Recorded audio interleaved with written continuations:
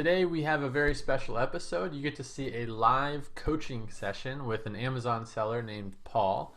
Paul has a very similar experience to a lot of you where he launched a product, saw some success, got to a really good sales level, and then, things happened. Inventory issues happened and counterfeiters happened and sales tanked. And now he's back down to like $1,000 a month in sales, and he needs to pick up his sales quickly to save his business and get it going in the right direction again.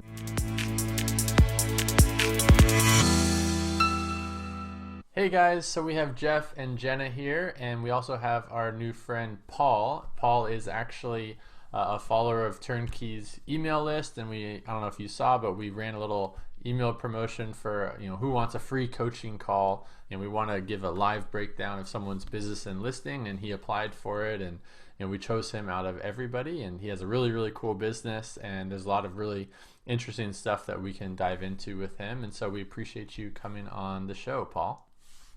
Thanks for the invite. Glad to be here. Awesome. And we also have Jenna here, who's our client service director here at TurnKey and does some coaching from time to time as well. And so we're just going to tag team this one with Paul. And thanks for coming on, Jenna. Yeah, definitely.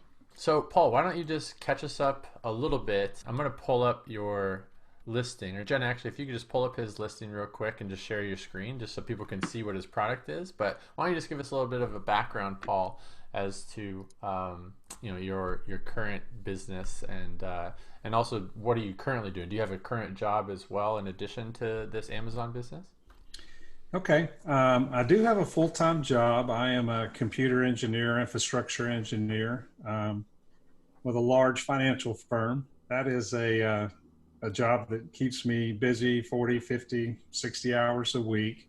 I started Amazon Adventure about 16 months ago, from barely spelling Amazon to actually meeting up with a couple of folks that encouraged me to get into it, provided me some help and training. And after a lot of analysis paralysis, trying to select a product, ended up with our Freedom Ventures running belt. So took some existing products, found out what everybody was complaining about, and worked with several manufacturers to create samples that fixed all of those complaints, and then rolled out with our product in November of 2018. Awesome. Well, so I bet one of your challenges is probably time management, right? If you've got to work 40, 50 hours, and I think you mentioned you have a family as well. So, I mean, you're maybe giving 5 to 20 hours a week max towards the e-commerce business. Is that right?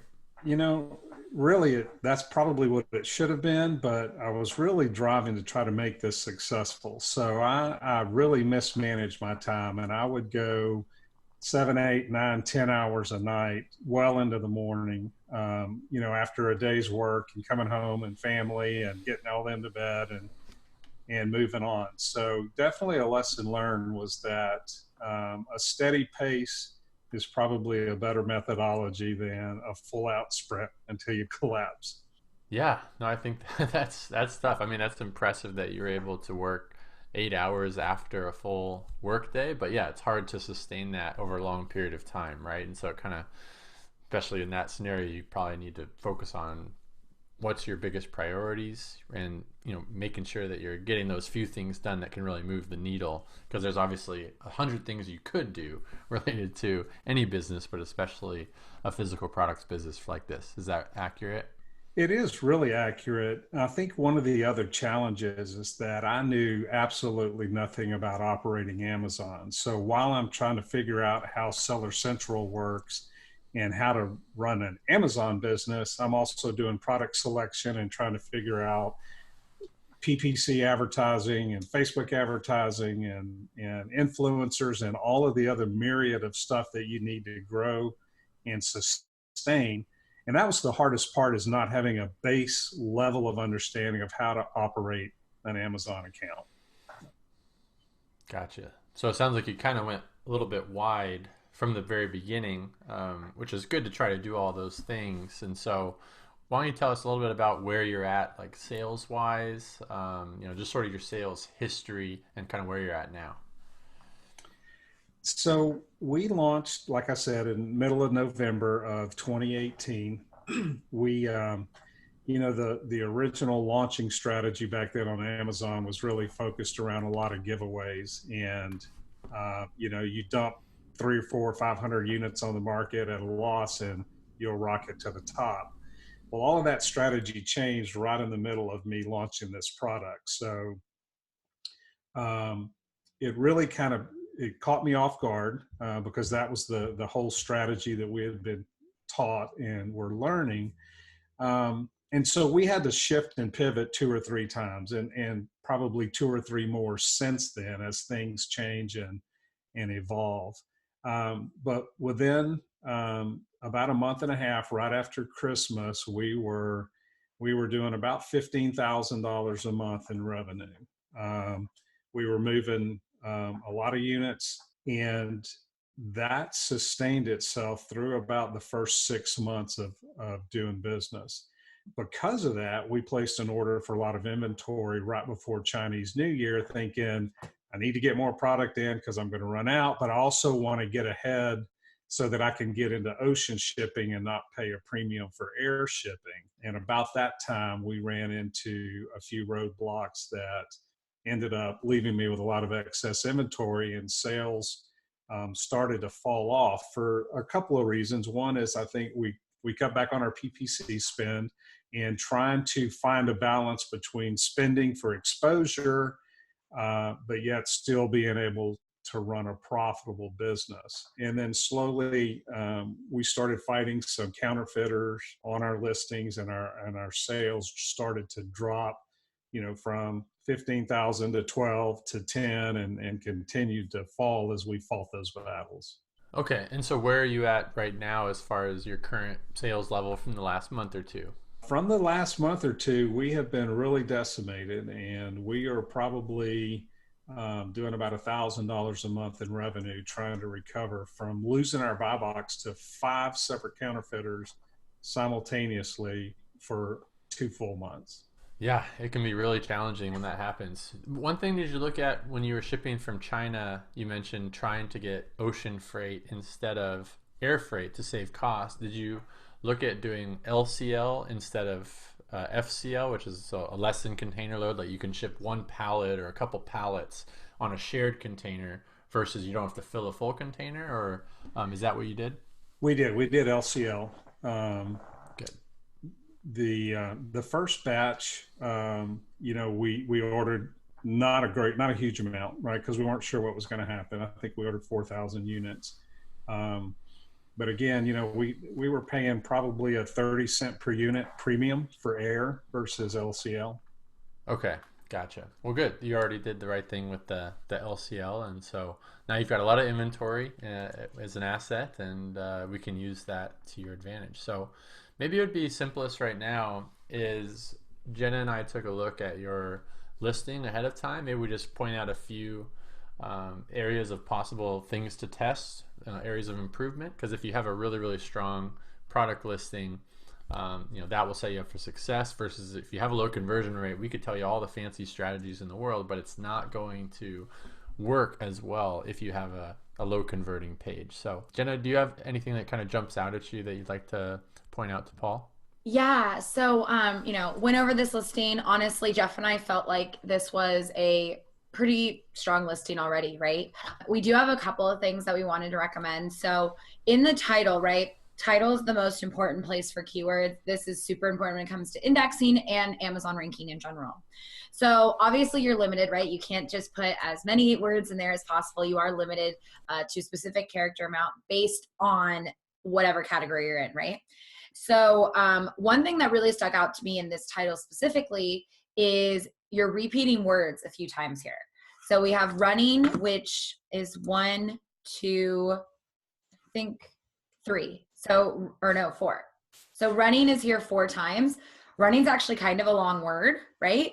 So if you were able to eliminate it and just have one running in there, that is going to free up a lot of keyword space for you to be able to shift more keywords into your title. And then same thing goes actually for, I believe, phone. Yeah, phone and holder actually. You have phone and holder in there twice as well. So eliminating those repeat words is going to free up a lot of space for you when it comes to your title. So right there alone, eliminating those repeats, I mean, I think we're talking probably close to 50 characters. Like, it's going to free up a lot of space. So when it comes to your title, quite honestly, your most important keywords should be in there. But in addition to that, your most important keywords should be towards the front of the title. Now, a lot of people go back and forth of, does order matter? And honestly, just from our experience, the most important keywords, and by that I mean the keywords with the higher search volume, those should be towards the front of the title in order to be strong enough for Amazon's A9 algorithm, getting you to help with indexing, placement, all of that. So that's one thing that stands out to me in the title. You know, what are your thoughts on that? Did you have any questions, or does that make sense? So it does make sense. And I do have questions, as a matter of fact, because again, one of the things that seemed to change right as we were launching and creating the listing is initially we were told that if you have 3 words that are within 10 or 15 words of each other, the algorithm would build all those long tail phrases for you. Then we were told, no, they won't do that anymore. That if for instance, running belt is your strongest keyword, that if you split running and belt, you would lose that keyword phrase. So what is y'all's experience on exact phrase match versus conglomerated phrases? Yeah, so in our experience, quite honestly, all that matters is that the pieces are there. So you have running belt right here. You have it next to each other. It makes perfect sense that it's next to each other right now. But let's pretend you wanted to go to move belt to workout fanny packs belt, right? As long as belt is in there, running belt counts, right? Phone holder, it doesn't have to be next to each other. Running accessories, as long as accessories is in there and the word running's in there, that is going to help towards Amazon's A9 algorithm. So as long as the pieces are there, you will be fine, and you will be going after those terms even if they're not right next to each other. So like, one thing I would honestly recommend that goes in this title, water resistant. Right now you're not putting that in the title. That is in your bullet points. But I personally feel, I'm not a true runner. I'm not going to pretend like I'm a big runner, but I feel like that would be really important, right? I do go on runs on the beach. Who knows? Maybe I just want to run into the ocean or something. But at the end of the day, water resistant, things like that, that is something that would be really cool to be putting in that title with that empty space. You know, just different things like that. I like the slim design as well. Just like talking about that, how it is so small and it will also be able to hold your phone and everything like that. So I think eliminating the running a few times, or honestly eliminating it to 1 each, and just going back through this and making sure you are only saying each word 1 time, and then revisiting your keyword research, seeing the search volumes there, and putting in more keywords that have that higher search volume. And after you do that, you can, if you're worried about that, you can double check by searching the index and make sure that those keywords that you took out or were worried about are still indexed for your listing, right? So you can do a search for that to make sure that, you know, running belt and running pack are both indexed for your product. So because if it didn't do that, then yeah, you might want to tweak it again, but we are pretty sure that that should be fine for you. Okay, great. One other thing I wanted to point out was, as I'm looking at this listing, trying to put myself in that girl's running shoes, which sounds really weird with anyone's running shoes, would be how much can it hold, that fanny pack, right? Like can you put like multiple things in there, or is it just for your phone specifically? No, we actually we actually put an internal divider in there, so you could put your phone in there. You could put your credit cards or some cash in the pocket that divides it in there. The exterior pocket's designed for your keys, you know, and then there's another pocket on the other side that you can use like a gel pack. So it's a little bit more, but it's not a big fat fanny pack. You're not going to be able to put a pack of cigarettes and a lighter in there, and which actually is what my photographer first put in there, was a pack of cigarettes. I'm like, no, that's not going to work. Yeah. Okay. So it is it's interesting because we emphasize that it's slim and you can wear it under a shirt and it's not bulky. And then, you know, we say it'll hold your keys, your cash, and your phone. and then we get, you know, a 1-star review that says I couldn't put anything but my keys and my cash and my phone in there. That's all it would hold. So Okay, gotcha. Yeah, I guess do you I think went through the photos before and I didn't see this photo. I didn't quite realize that all of those items. I didn't know what that item was on the left there that Jen is showing right now. Is that a phone or what is that on that's a the key left? fob actually? Okay, key fob. Gotcha. Yeah. And Cool. And then the then you got the phone is keys sticking over out there. there. Cool. So, yeah, I don't know if there's a maybe a little bit more if you have another photo that shows maybe a wallet in there or cash, just to show a little bit more clearly what each of those items is. 'Cause I can't tell what that key fob is. Now I know what it is. You said it, but I'm just trying to put myself in the customer's shoes. Like I would be thinking, okay, what do I carry when I go on a run? And then if I like, I don't see a wallet there. I would need a wallet, you know, to fit in there probably. Okay. So if there's a little bit more clear photo you could have to showcase how much it can hold, and also it'll be clear that hey, it can't hold, you know, uh, 3 packs of cigarettes, then people shouldn't get too mad at you. Okay, great. I will look and see. We are actually trying to build a little photo studio here, so we might practice on that aspect. Great. Yeah, and then I mean, honestly, kind of shifting gears here to your images, right?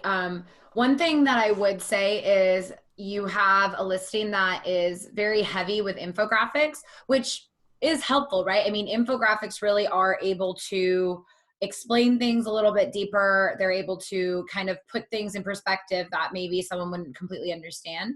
But one thing I almost would recommend doing is it looks a little too I don't know if salesy is the right word or I'm not sure what the right way to put it would be, but we usually would like to see lifestyle images without the text, without any of that. So we were almost thinking like you could have just this runner right here by without kind of the comfort and security. Obviously, you would want to put the waterproof piece somewhere else. But our thought process kind of was we do like to mix in lifestyle images just because it kind of breaks it up, right? It kind of gives that realistic look, more of a website look rather than, you know, more salesy, if that makes any sense. So what I would honestly recommend doing, because you have these images here, like you have the guy working out and you have the woman working out, you could potentially just make those lifestyle images and really just kind of put in perspective like, hey, this is our customer demographic. This is the person we're trying to target with this actual product. Obviously, that means on it probably combining a few things here, showing the waterproof, showing the enlarged exterior pocket, things like that. But like this one for sure, I feel like can easily be made into just a lifestyle image and not necessarily so infographic heavy. This one would probably be an easier change than the waterproof one, just because I think the waterproof piece is really important, especially with all those like foam runs and things like that people are doing nowadays. Right. So, but yeah, I think mixing in lifestyle images would be really important and helpful for your listing.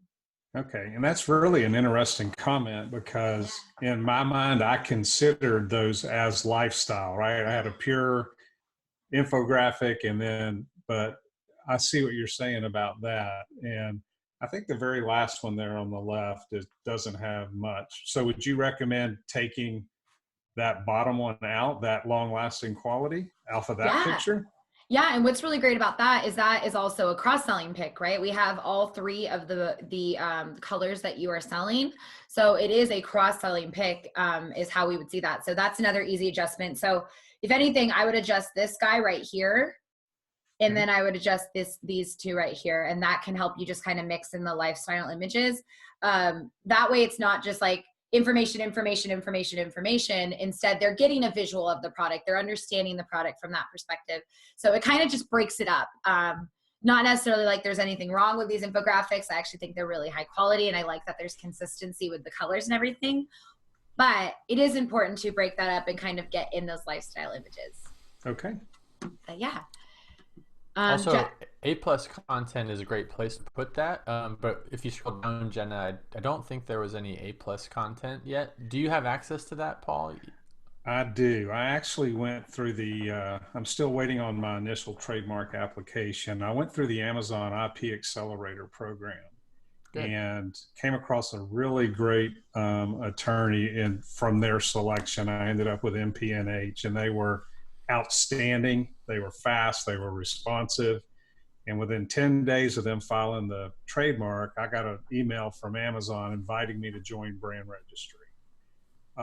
So I did that and I'm in. Now, the issue is that while the back end of Amazon has said, okay, we're going to allow people in if they use our attorneys, the developers on the front end that run the portal for brand registry still go out and check for a registered US trademark. And so I can't do anything in the brand registry portal, even though people inside of Amazon have said we clearly can see that you have it. Now, I am able to go in and create A+ content. I do have access to that dashboard. Are you able to add video to the listing? Or not yet, just the A+ content? To be honest, I don't know. Yeah, because I mean, Jeff, I'm assuming that's kind of where you were going with that, was the video, or you wanted to talk A+ content? Yeah, I just wanted to check if he had access to that, because obviously you can do a lot with the A+ content. So yeah, I mean, I can get to the A+ content manager, and it says start. Got a button to start creating A+ content. So I would say yes, I do. Yeah, you definitely want to start looking into that as soon as possible for a few reasons. So, I mean, obviously right here, you have your product description and, you know, obviously you're using the coding and everything like that, which is great. But just like Jeff said, it's a really great opportunity to really expand on your products, have those lifestyle images, have more infographics, things like that, provide them with more information. In addition to that, it does help with keyword research, indexing, and ranking, because that's more keywords that you can put on your listing. Because essentially what Amazon does is they still count this product description, even though it will not be visible, they will still count this as part of keyword indexing and ranking. And then in addition to that, you will have your A+ content. A+ content is incredible. It really will help with just conversions overall on your listing. So talking about A+ content, because that's relatively new to me, do you, Sure. what do you guys recommend from a thematic perspective, a tools perspective? What is it that drives A+ content to its best value? Like what content's a part of it? Yeah, I mean, are you telling your brand story? Are you telling your product story? Are you telling a I love the world and I'm going to save it story? Yeah, no, that's a great question. So I would definitely say that we do incorporate brand stories in here. One really great example is we worked with a brand that for every unit sold, they gave a certain percentage to Vitamin Angels, to help underprivileged children with the vitamin intakes, things like that. So that was a really cool story to include. So if you're in part of anything like that, that's a great idea to include that in your A+ content. Why you started this business is a really good thing to put in your A+ content. But also the way we like to kind of explain A+ content to sellers is think of it as expanding your bullet points. So if you want to talk about water resistance, give an example for when someone would actually have to use water resistance when running, right? Expand on it a little bit further, talk about the product a little bit further, have an infographic talking about it. It's really an opportunity to expand on what you already have on your listing and then some. So another great example, we work with a collagen company and we actually have a smoothie recipe right there on the A+ content, just because it's something value add. It's something to kind of show how easy the product is to use.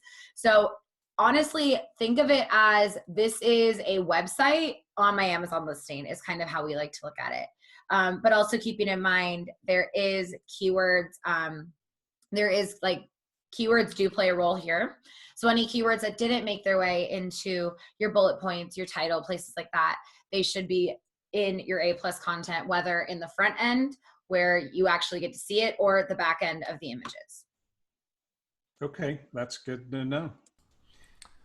Cool. And then once you get that access, definitely make sure to take advantage of the video real estate as well on the A+ content. Hopefully you can get it in the image block as well. I mean, you've got some great photos and obviously the ability to do that stuff. So if you have any videos at all, start there. If you don't, I would maybe put that into your plans, in the short term here, just to get at least a basic video up, to really demonstrate, the product, how easy it is to use and all that good stuff.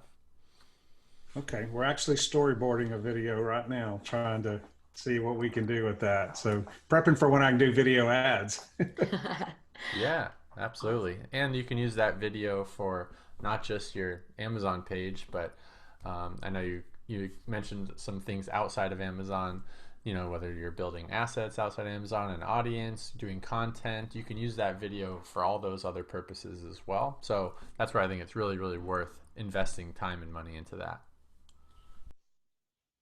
All right, that's my next to do is to get on this A+ content. And then, I mean, in addition to that, I'm not sure if you've gotten to check it out, but the brand dashboard is also something that should hopefully be available to you soon. The brand dashboard is an awesome tool where it's kind of a really great way to look at all your listings and make sure that you are taking full advantage of Amazon. So they'll have like your customer reviews in there, like some critical ones that you might have gotten in the past. It's like a quick button where you can say, yes, like, please, we're going to respond to that. And you can respond to it right there in the dashboard.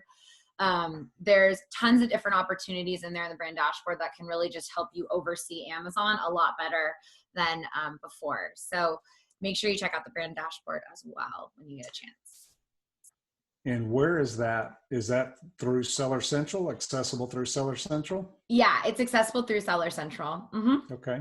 And then there's brand analytics that involves that as well, where you can really get a great idea about your demographic. You can see what other products are being purchased with yours. So I know a little bit before this, right, you were talking to Jeff and I about, the potential of wanting to expand further into this category. So brand analytics is a great place to start because you're able to see what products are being purchased with yours, what products are being purchased instead of yours. There's so many opportunities in there when you can really learn just what is a good fit to kind of expand on this business. Okay. Yeah, I wanted to, maybe we should shift gears to that as well. So do you have any plans? Because right now, I believe this is your only product that you have on Amazon under this brand or any brand. And so do you have any plans to come out with a second or third product, this year or anytime?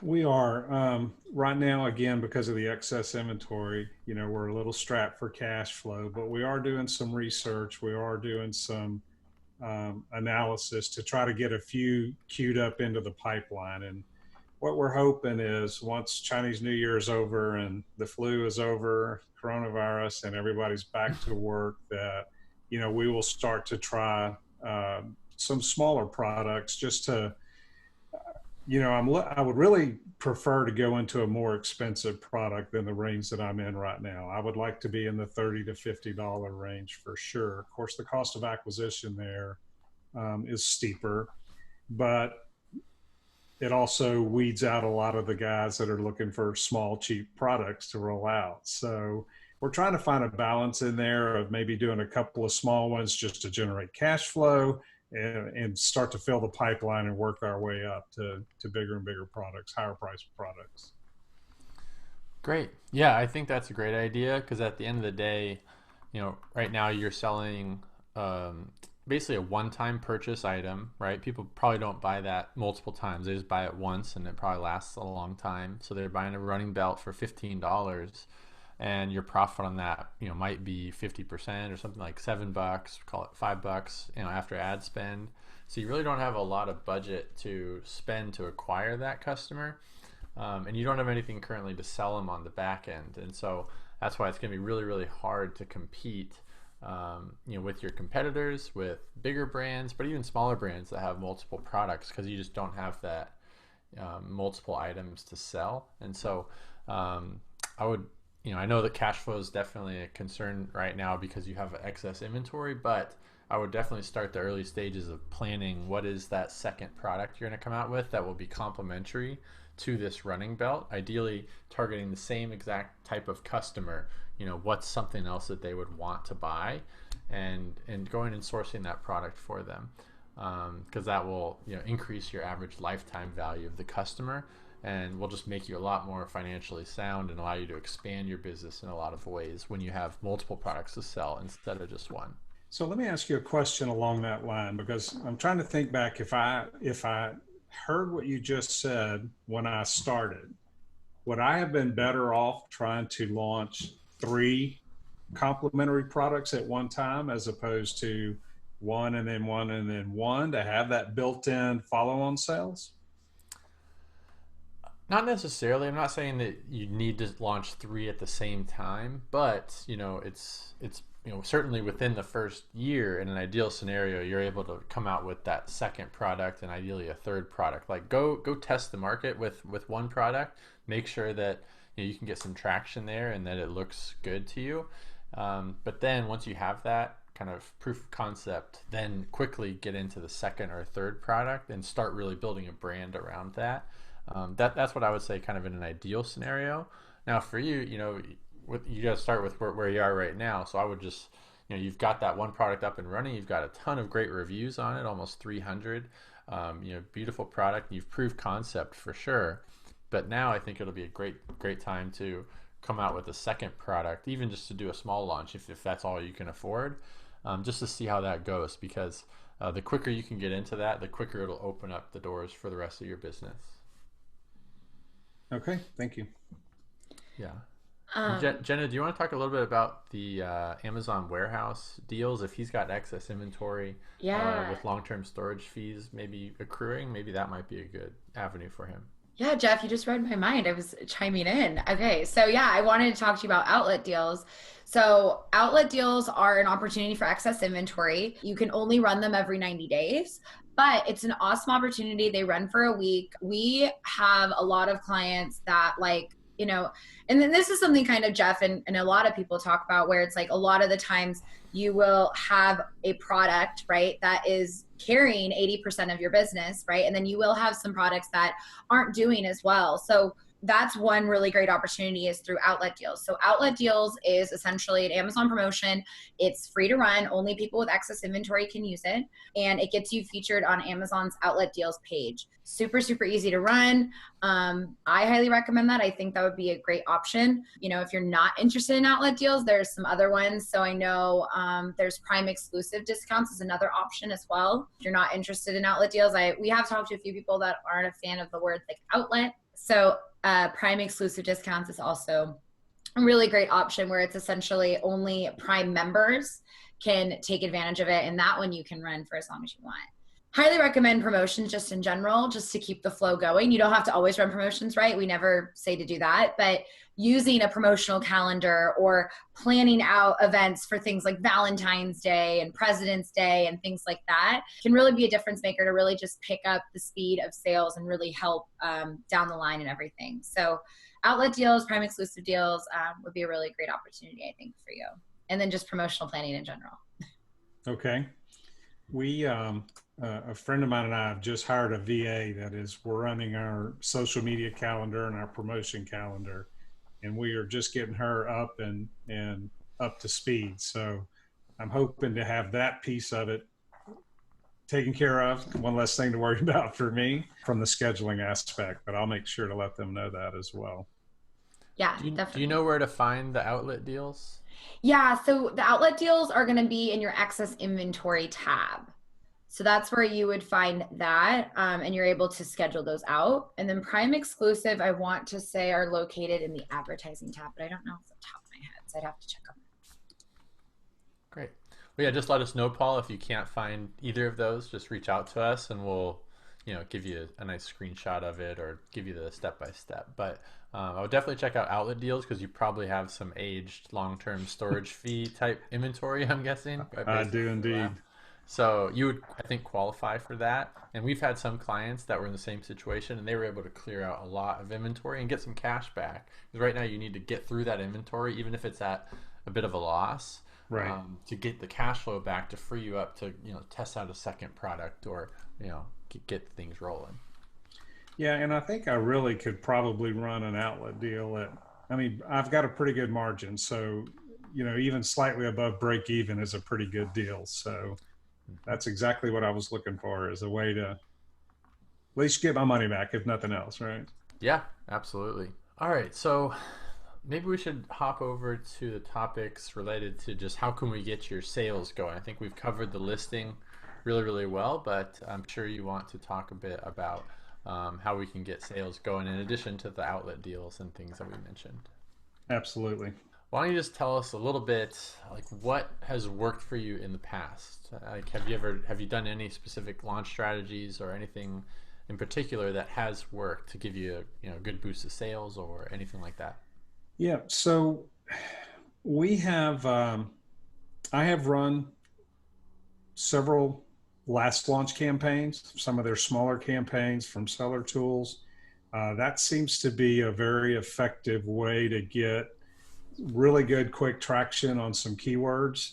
And I've used it not against my really big keywords because I don't want to have to give away 800 or 900, but some of those medium tail, long tail keywords that contain really good roots, we have used to drive that and kind of pull some other stuff along with it. We had kind of found a sweet spot in PPC where we were spending enough to, while it was costing us a bit, it kept us really on page one for a while, and then trying to play with that number to bring it down to see, how much can I bring it off, still maintain organic sales and organic ranking. Of course, I went a little too far and dropped, off the front page and had to come back. So we have done that. We've done rebate key giveaways, a few a day, a little bit. We have tried a few of the Seller Tools automated gift card giveaway strategy, but predominantly it's been around PPC and discounted launches in kind of a flurry in a short amount of time. Okay, great.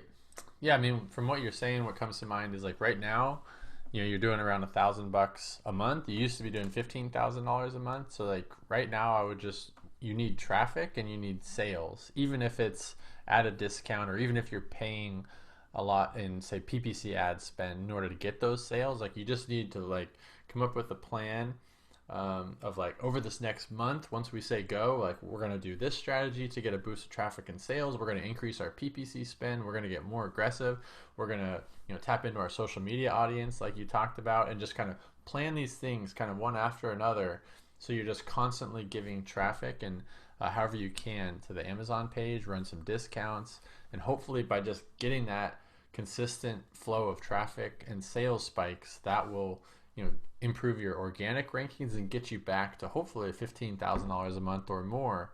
But just kind of, if we line up 4 or 5 of those strategies like in a 30-day period and just do those one after another, and just view it as, even if I have to break even or get a little bit below that for that time, the upside is you can sell through that inventory and then eventually be ranking and focus on what's my next product. But right now, that's kind of, I think, where you need to get through that inventory. Does that make sense? I would agree. So I'm looking forward to hearing what you guys have to advise. Cool. Yeah, what do you think, Jenna, on that front? Does that kind of line up with what you're thinking? Yeah, definitely. Just, getting as much eyes on the listing as possible. So, I mean, one thing I wanted to ask about, like, external assets, things like that. Do you have a Facebook page, an email list? Do you have anything like that lined up? Very minimal. Very minimal. We do have a Facebook page. It doesn't get a lot of traffic. We're just starting to spin up our Twitter account, our Instagram account. We're just trying to get that started. But no, I am in dire need of that as well. Okay, no worries. So, I mean, one suggestion I would have, if you have those Amazon customer lists, have you been grabbing Amazon customer lists by chance? I have every one Perfect. of them. Okay, perfect. That's great. So what you would want to do, honestly, is, I don't know if you've ever dabbled in Facebook ads, but essentially what you're able to do is you're able to grab those Amazon customer lists and you're able to plug them into Facebook advertising.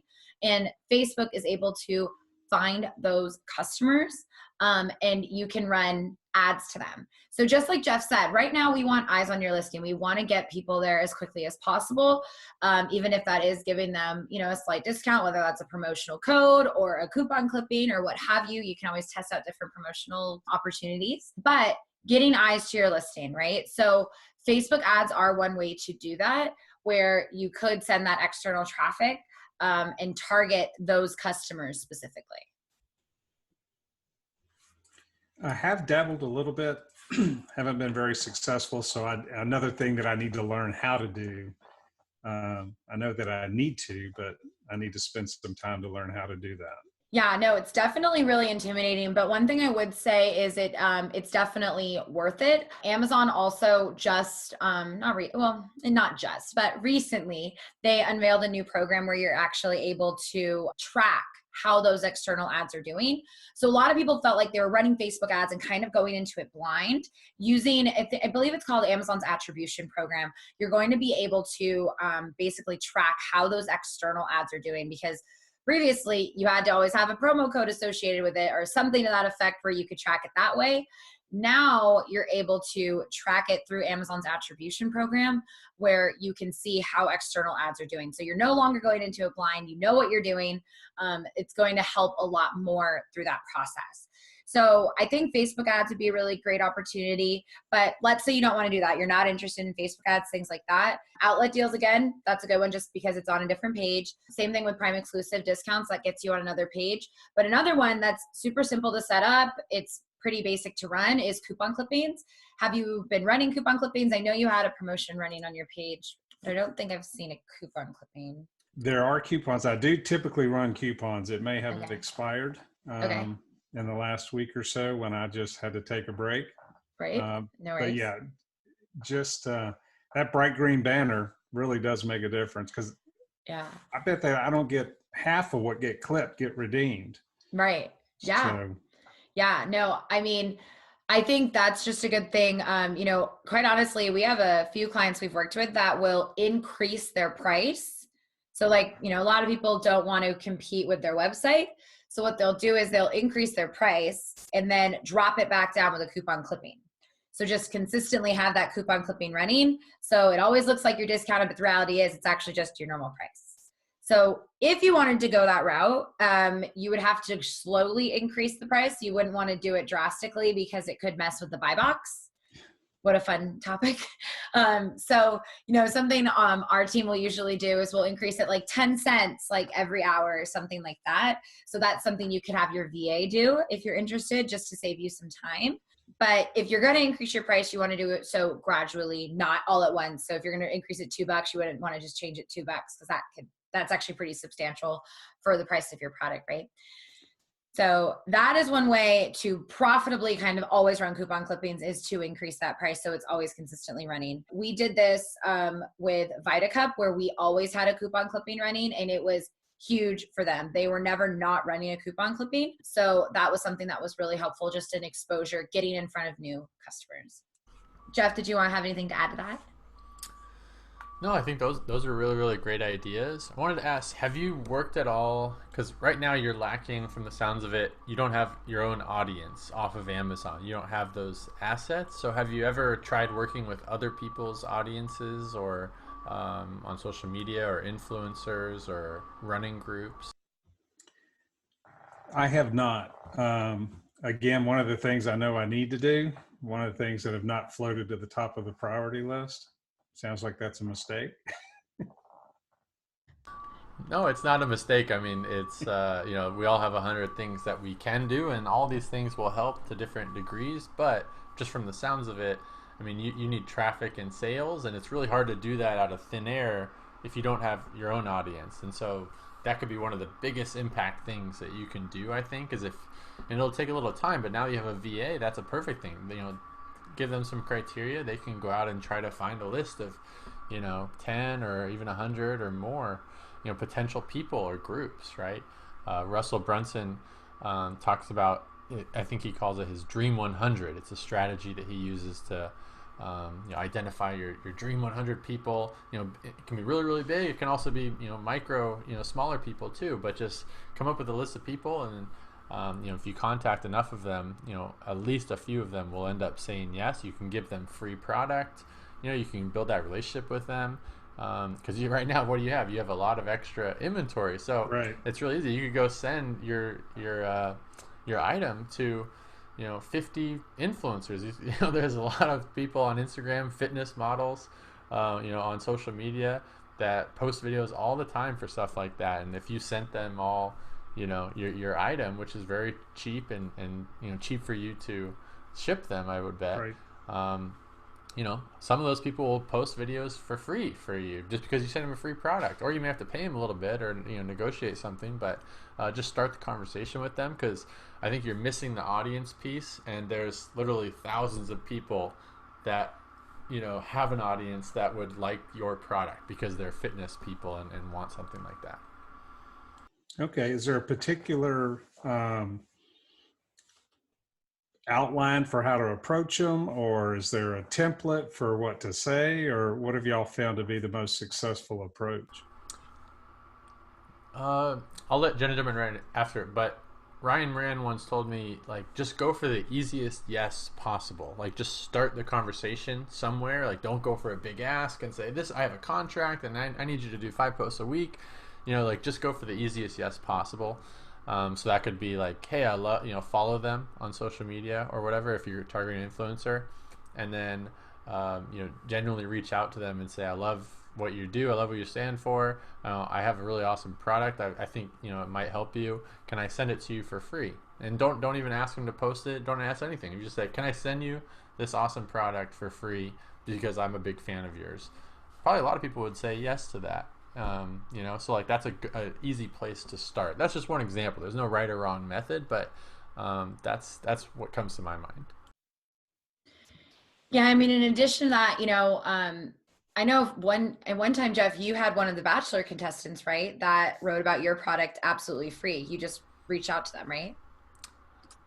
Yeah. I didn't even reach out to them. They actually bought the product and they posted about it without me even reaching out. So that just shows, if people like your product, like they'll just post it sometimes, especially if they're, if that's what they do. But yeah, I have done that as well with influencers where I sent them a free product and they just posted it without even asking, without me even knowing. That was awesome. Okay, great. And then, I mean, one other thing I will add, like, obviously there is that way to do it where it is, free for you to reach out and talk to these people one-on-one. If, down the line, maybe as you expand on your catalog, everything like that, some other opportunities there are influencer companies essentially, which will do that work for you, which will work out the contract and all that other stuff. So I know we've worked with Aspire IQ before. And then we also just heard about a new program called Ambassador, which really simplifies the process. So there's tons of opportunities out there to connect you with influencers that could simplify it if you are interested in doing that down the line, working with those companies. Great, thank you. And what's super nice is if you can build a relationship with 1 or 2 people or more and they post about your product, well, now with more confidence when you launch your second product, where you're going to go to, right? So it's just like laying that groundwork and making that relationship that will lay the groundwork for a lot of cool stuff to come when you get there. But right now it's you've got excess inventory, you don't have much of an outside audience, and so those two kind of pair together to you can go help 50 influencers out with free product and see what happens. I'd be surprised if one of them didn't help you out. Okay.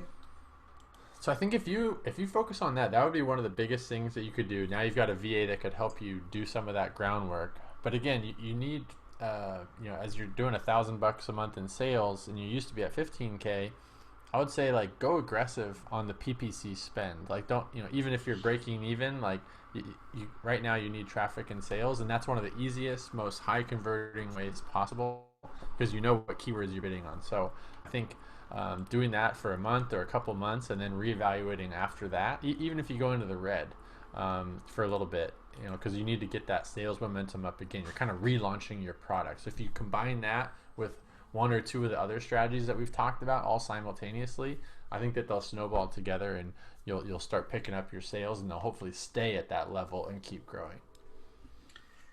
So very interesting question about this, because it seems to be the topic of great debate, is if you are so if I was going to redo my keyword research as if it was a brand new product and I just go and keyword research it, but I also have access to Helium 10 and Seller Tools, which also gives me some insight into my competitors.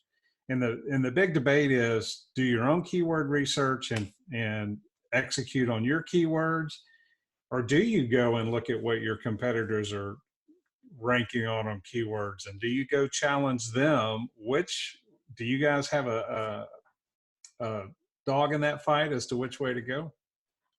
Yeah, so I think honestly our team does both. So we go out and find our own keyword research, but in addition to that, we are paying attention to what competitors are going after as well. One of our first steps, like just as a whole, when we're starting with anybody, is we do a competitor analysis. We want to see what other people are doing, because I mean, it's kind of free research, right? Like it's already kind of been done for you. It's right there on an Amazon listing. I mean, it's easy. So in addition to that, we do that for keyword research using certain tools.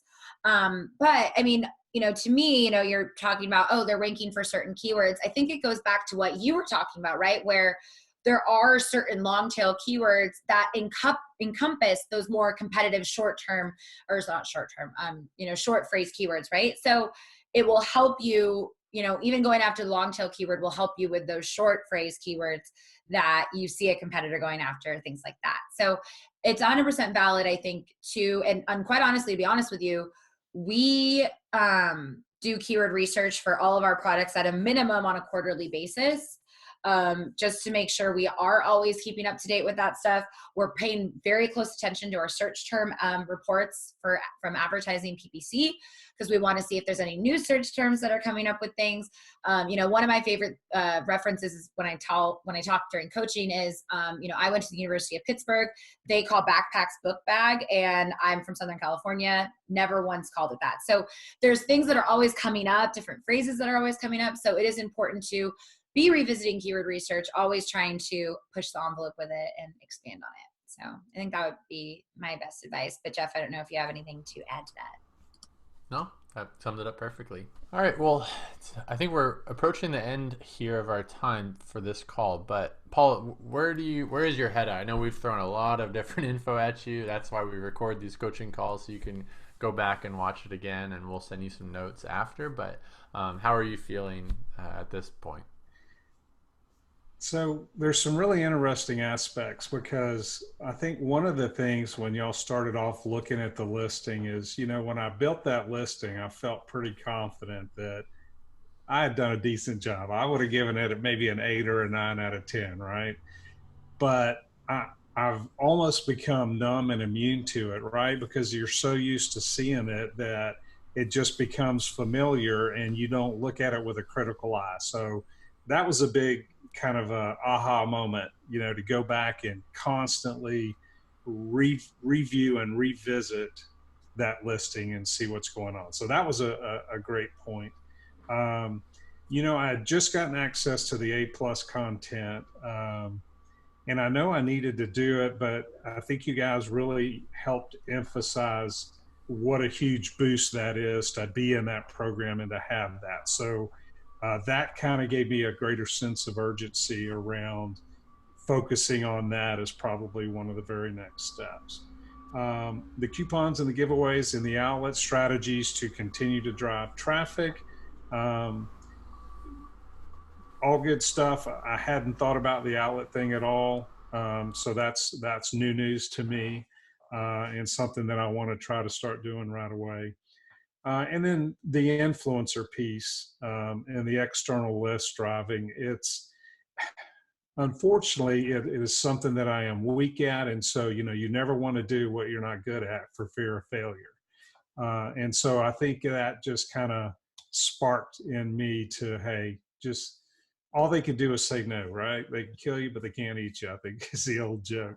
So lots of good stuff, lots of good strategy. And we're at a point where we really, really need to make this happen. And so I think it's a great impetus and a really good guideline of where we need to go. And so it was very good. I very appreciate it. Well, that's awesome. I'm super happy to hear that. And wow, you summed it up literally better than I could have summed up what what we went over today. So thank you for doing that. Yeah, I think you nailed it. I think you kind of, those are the major takeaways for you. And remember, you don't have to do it all at one time, but I would try to quickly optimize the front end stuff, just the big stuff. You don't need to get it all perfect before doing the other strategies, right? and maybe even get your VA to start the early steps of the influencer task and just have her go do a little test of getting a list. Like, just come up with a small plan and get that ball rolling, because I think that's really, really critical. And then again, increasing your PPC spend in the short term, I think, can help get that targeted traffic and sales. And then check back in with us and let us know how it's going, so we can see where things need to go from there. All right, sounds great. Thanks for everything today. Appreciate it. Yeah, thank you, Paul. Thank you, Jenna. Appreciate it. And love what you're doing. And I think with those things, I think you got a good business ahead of you. And best of luck. Thank you. Thanks.